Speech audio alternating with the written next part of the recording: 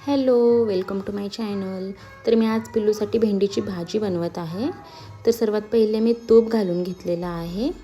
नंतर मोहरी टाकते आहे.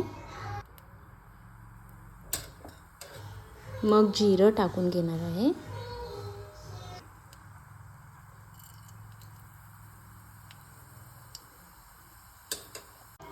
नंतर मी लसूण टाकते. हे मी आधीच कट करून घेतलेलं आहे.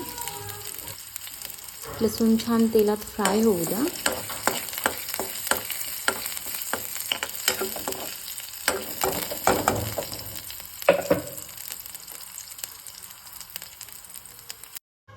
नंतर मी हळद घालते.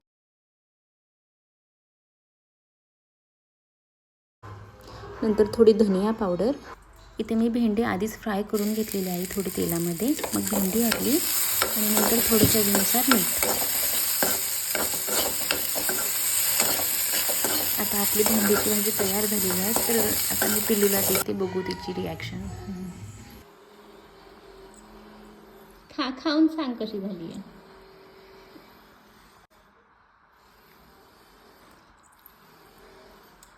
कशी झाली आहे भाजी खरं. Thank you for watching.